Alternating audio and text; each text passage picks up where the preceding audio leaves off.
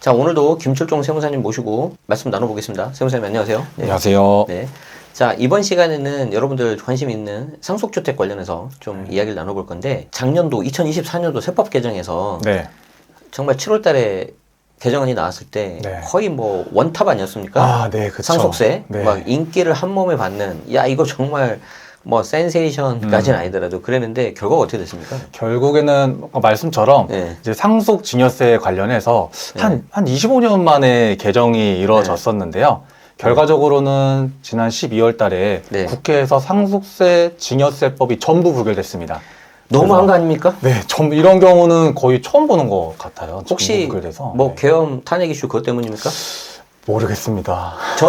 저도 잘 모르지만 저는 확실하게 하나 기억하는 건 뭐냐면 네. 야당에서 못하겠다라는 기사가 12월 2일 날 나왔습니다. 네. 그리고 그 다음날 계엄이 나왔잖아요. 네. 뭐 물론 그것 때문에 이런 이슈가 생긴 건 아니지만 너무한 거 아닙니까? 네. 야당은 아. 지금? 예, 저라도 좀 그러게요. 이야기를 좀 해야 될 것 같습니다. 네. 아니, 왜냐면 뭐 그런 걸 다 떠나서 벌써 한 20년이 넘게 맞습니다. 공제 금액이 거기에 머물러 있다는 거는 저는 좀 아니라고 생각이 들고요. 맞아요. 물론 최고 세율 과표 없애는 거는 부자감세가 맞지만 네. 과표 1억에 대해서 2억 올리는 거는 좀 해줘야 되지 않습니까? 네, 맞습니다. 저희 자녀도 결혼도 해야 되고 그렇죠.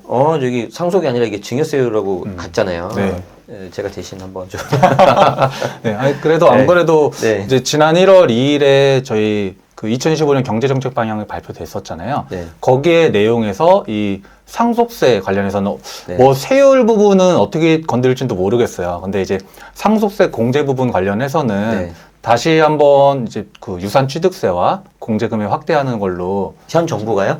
네, 2025년 지금 이 상황에서? 네, 그렇죠. 지금 그렇죠. 이 일단은 상황에서? 발표는 네, 그렇긴 지금 했지만 유산 취득세 그 바꾸는 거는 완전히 정말 뼈대를 다 고치는 건데. 맞습니다. 그거는 올 7월 달에 그러한 내용들이 담길 수도 있지 않을까라는 희망을 가져볼 수 있을 것 같습니다. 어떤 정부가 발표할지 모릅니다, 지금. 네, 아, 그러네요. 예. 아, 그러네요. 어쨌든 그러네요. 여러분들 그 매년 7월 달에는 정부가 이제 세법 개정안을 발표를 합니다. 네. 그게 이제 지금 정부일지 뭐가 될지는 좀 아, 지켜보시고 그러네요. 네. 어쨌든 계속해서 이 세법이라는 건 변하기 때문에 공부해 두시고 그래서 오늘은 세무사님께서 상속주택 관련된 세금 좀 이렇게 공부 이렇게 해봐라 네. 라고 좀 가져왔는데 현재 마곡에서 이제 세무법인 다솔 중앙지점 대표 세무사님으로 계시고요. 여러 가지 활동을 좀 하고 계십니다. 저희가 이제 고정 댓글하고 본문 도복에 제가 달아놓을 테니까 필요하신 분은 참고하시면 좋을 것 같습니다. 네. 한번 좀 설명해 주시죠. 네. 그래서 오늘은 이제 저희가 상속이 일어나면 아무래도 저희 상속 재산 중에 이제 주택은 다들 이렇게 있으시잖아요. 보통의 경우에. 그러다 보니까 상속주택을 받는 경우에는 이제 우리가 어떻게 좀 달라지는지를 한번 보려고 가지고 왔어요. 네. 우선 상속주택은 이 취득을 하게, 상속을 원인으로 주택을 취득을 하게 되면 당연히 취득세와 과세가 될 건데요. 보시는 것처럼 이 매매의 경우, 증여의 경우, 상속의 경우에 따라서 이렇게 케이스별로 세율이 다 달리 적용됩니다. 예. 네, 그런데 매매는 물론 뭐 1세대 1주택인 경우에는 낮은 세율이지만 중과 세율이 있고요. 증여 같은 경우에도 일반적으로 다른 것들과 비교했을 때 좀 더 높은 편이죠. 근데 상속의 경우에는 이제 상대적으로 조금 낮은 세율을 가지고 있다. 그래서 보통의 경우 2.96, 그다음에 3.16%의 상속 취득세율이 적용이 되고요.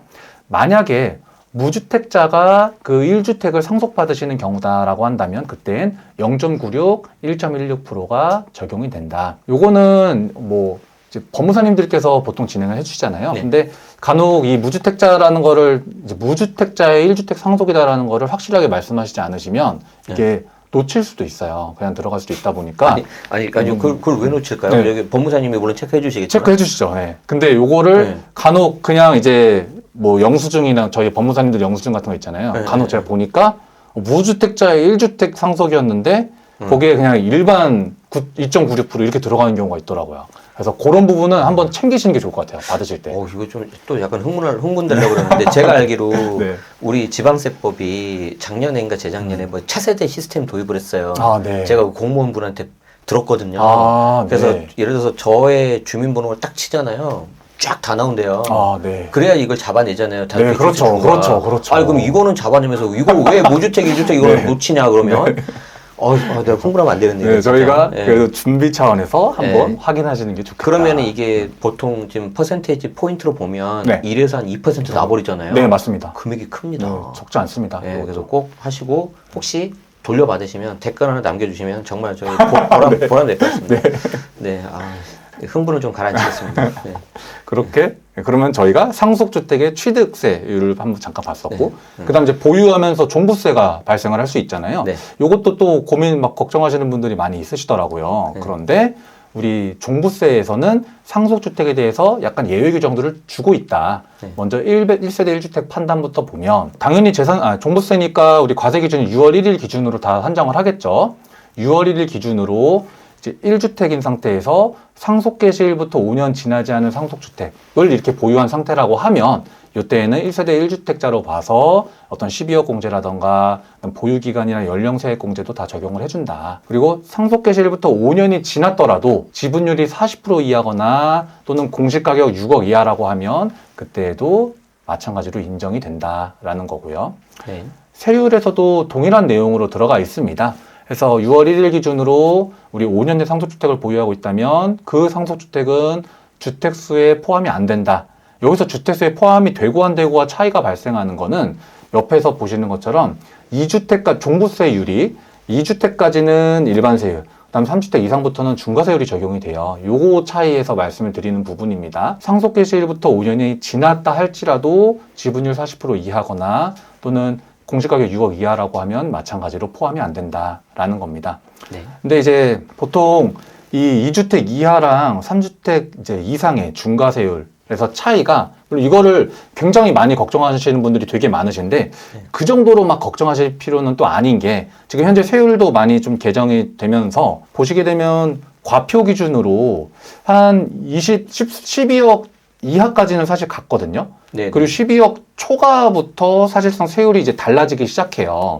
그렇죠. 이때부터 중과효과가 발생을 하는 건데, 그러면 이 과표 12억이라고 하는 게 어떻게 보면은 적은 금액은 아니거든요. 왜냐면 종부세를 계산할 때에는 우리 9억, 12억 공제해주고, 그 다음에 거기에서 또 60% 공정시장가액 비율을 때려주니까 적은 금액은 아니다. 보시면은 시세, 제가 20억 내라고 적었는데 20억 내까지는 아닌 것 같고. 제가 대략해 보니까 그 세채 합이 한 40억 정도 돼요. 맞아요. 한 네, 40억, 45억 정도, 요 정도 되거든요. 예. 그래서 한 15억 정도짜리 한 세 채 가지고 있으신 분들 아니면 예. 이 중과세율이 적용이 된다라고 해서 막 그렇게 크게 걱정하실 필요가 없다. 근데 우리 과거에 21년, 22년도에 조정 2주택 중과 들어갔었잖아요. 네, 그렇죠. 뭐 저희 얘기가 달라지는 네, 거죠. 얘기가 달라지죠. 그렇게 되면 또. 그러면 이제 저 같은 경우라면 일단 저는 3주택까지는 안 갈 것 같아요. 네. 이게 뭐 이미 저 같은 사람은 어쩔 수 없고 네. 여기서 이제 그렇죠, 새로 이렇게 가실 분들은 좀 이게 굳이 3까지 갈 필요는 없다. 네. 내가 취득세 8% 이상 내가면서 그렇죠. 예, 그래서 그런 것도 같이 고려하시면 더 좋을 것 같습니다. 네. 그리고 요거는 이제 우리 비과세 부분에서 많이들 아시는 부분이죠. 내가 일반 주택, 그러니까 기존의 주택을 한 채 이미 가지고 있는 상태에서 갑작스럽게 상속주택을 취득을 하게 됐습니다. 네. 그럼 나는 이 상속주택은 어떻게 보면 내가 원하는 때에 내가 어떤 예측을 하고 받을 수 있는 게 아니잖아요. 그렇죠. 갑작스럽게 일어나는 일이니까 너가 원래 그 신뢰를 보호해서 너가 원래부터 1세대 1주택자였다라고 하면 갑작스럽게 상속주택을 취득해서 2주택이 되더라도 원래부터 가지고 있었던 그 1주택은 기존 주택은 매도 시 동일하게 비과세 적용을 해주겠다라는 규정입니다. 그래서 지금 한 채 1세대 1주택자로 한 채 가지고 있으신 분들 같은 경우에는 상속주택을 받더라도 그렇게 크게 걱정하실 거는 아니다 라는 걸 말씀을 드릴게요. 다만 이게 좀 포함이 되는 경우가 있잖아요. 포함이 되는 소수 지분이라든지 그렇죠. 뭐 이런 것들은 조금 약간 이슈가 있으니까 네, 맞습니다. 혹시 좀 내가 찜찜하다. 그리고 이 녀석이 양도차익이 크다. 개인적으로 양도차익 한 3억 이상부터는 네. 조심하자. 네. 왜냐하면 양도차익 3억이면 세금 한 1억 나오거든요. 그렇죠. 1억이 30%, 네. 얼마 큰 돈입니까? 그럼요. 그렇기 때문에 그러면은 좀 이게 좀 상담을 좀 받아보시는 걸 저는 추천합니다. 네. 왜냐하면 저래가지고 비과세 놓친 케이스 제가 봐서 그래요. 네. 근데 이상하게 저는 안타까운 사연만 오는데 네. 그냥 놓치면 기본 1억 이상 2억은 맞아요. 그건 맞습니다. 기본이기 때문에 진짜 좀 조심하셔야 됩니다. 네, 맞습니다. 자, 이건 뭡니까? 장기보증금제. 이거는 네. 크게 제가 요거는 뒤에 이제 세율과 같이 연동해서 말씀을 네. 드리려고 했던 부분인데 네. 우리가 당연히 상속주택도 나중에 매각하면은 장기보유공제를 받을 거잖아요. 네. 그런데 이런 부분이 있어요. 장기보유공제를 받는데 내가 과연 상속 개시일부터 즉 상속으로 취득한 날을 취득일로 봐서 계산할 것인지, 아니면 예전에 돌아가신 우리 피상속인께서 취득하셨던 날로 보아서 그때부터 인정을 받을 것인지 라는 부분에서 네. 일단은 취득을 하게 되면 그 상속주택을 내가 받은 날, 즉 상속 개시일부터 우리 기산을 해서 장기보유공제를 적용한다라는 네. 점을 좀 말씀을 드리려고 가져왔습니다. 네, 맞아요. 요거는 좀 이게 여러분들이 헷갈리실 수가 있습니다. 비과세 판단하고 좀 다르기 때문에 맞습니다. 예, 조심하셔야 됩니다. 네. 그리고 반대로 근데 이제 세율 같은 경우에는 우리 보통 주택을 취득을 하고 단기 양도, 즉 1년 미만 또는 2년 미만만 보유해서 양도하게 되면 한 60%, 70% 높은 세율을 적용을 받잖아요. 네. 근데 상속주택의 경우에는 취득하고서 단기 양도로 나가더라도 이때의 취득일을 당초 피상속인의 취득일부터 기산을 해준다라는 점을 말씀을 드리려고 가져왔습니다. 그리고 이제 마지막 또 하나 고려해봐야 될 게 다주택자 중과세죠. 다주택자 중과세 같은 경우에도 원래는 이제 2주택 이상 소유한 상태에서 조정지역 내에 있는 주택을 양도할 때에 중과세가 적용이 되는데, 이때 상속받은 날부터 5년 이내의 상속주택은 양도할 때 다주택 중과세가 적용이 되지 않는다. 그 상속주택 그 자체를 말씀하시는 거예요? 자체입니다. 네, 그 네네. 자체입니다. 그리고 근데 지금 현재로서는 그렇게 이제 중과세를 크게 걱정하실 필요는 없는 것이, 이번에 또 시행령 발표되면서 저희 중과 배제 한시적으로 배제해주는 게 기한이 1년 또 연장이 됐잖아요. 그래서 내년도 5월 9일까지는 어차피 다주택자 중과 배제, 이제 한시적으로 배제가 적용이 되니까 이 부분에 있어서는 아직 그렇게 크게 염려하실 필요는 아니다. 그리고 말씀드리려고 대부분 합니다. 현재가 지금 또 비조정 대상 지역이기 때문에 맞습니다. 뭐 26년 5월 9일이 끝나고 나서 이제 5월 10일부터는 뭐 모르겠습니다. 그때 네. 가봐야 알겠지만 이제 중과가 연장이 안 될 수도 있잖아요. 네. 그렇다고 하지만 너무 염려 안 하셔도 되는 게, 비조정 대상 지역에 있는 물건을 매각할 때는 2년 이상 보유만 하면 중과는 안 들어간다. 네, 맞습니다. 다만 이제 걱정하시는 분들이 누군지 알아요? 조정 바로 옆에 있는 사람들. 아, 이게 좀 이게 금방 이게 전염되거든요. 네, 그쵸. 우리 많이 겪어봤거든요. 네. 기억하십니까? 저 22년도에 저 논산까지 됐어요. 논산까지. 이 웬 말이냐고, 논산이 지금. 그쵸. 막 파주, 동두천. 맞아. 야, 이거 엄청납니다. 예. 뭐 참고로 지금 현재 조정 지역은 이제 저희 네. 서울, 강남, 성- 서초, 송파, 네. 용산 요렇게이죠. 예, 네. 그래서 그 옆에 옆에 잘 봐세요. 예, 그래서 그 말은 역으로 말하면 그 옆은 지금 비조정에서 사두는 게 좋을 수도 있다. 그렇네요. 근데 나중에 조정 묶이더라도 why not? 나 1주택인데 왜 내가 준 거야? 네, 그러네요. 보유만 해도 난 비과세인데. 이렇게 보면은 여러분들이 내가 뭐 매수할지 매도할지에 대한 타이밍을 좀 유추할 수가 있다. 네, 이 말씀을 말씀드리겠습니다. 네. 자, 뭐 오늘 또 이렇게 나와주셔가지고 많이 이렇게 좋은 말씀 해주셨고요. 감사합니다. 오늘 저희 그 채널 오랜만에 출연해 주셨는데, 뭐 또 앞에 또 영상, 다른 영상에서도 좋은 말씀 많이 해주셨는데요.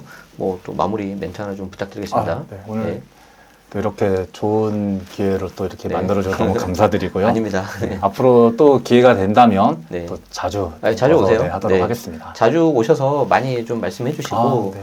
특히 이제 실무를 하고 계시니까 어떤 분들을 우리 납세자분들이 좀 어려워하는지, 네. 그리고 이제 꼭 이렇게 조심해야 되는 것들, 그래야지 될 것 같아요. 너무 맞습니다. 이렇게 좀 잘 모르거나 착각해가지고 안 내도 낼 세금을 낼 필요는 없잖아요. 네. 예, 예. 제가 그런 부분들 혹시 앞으로 상담하고 제가 세무 진행하면서 네. 그런 것들 있으면 바로 네. 들고 오도록 하겠습니다. 네, 언제든지 오십시오. 네, 오늘 이렇게 시간 내주신 김철종 세무사님께 감사 말씀 드리겠습니다. 고맙습니다. 네, 감사합니다.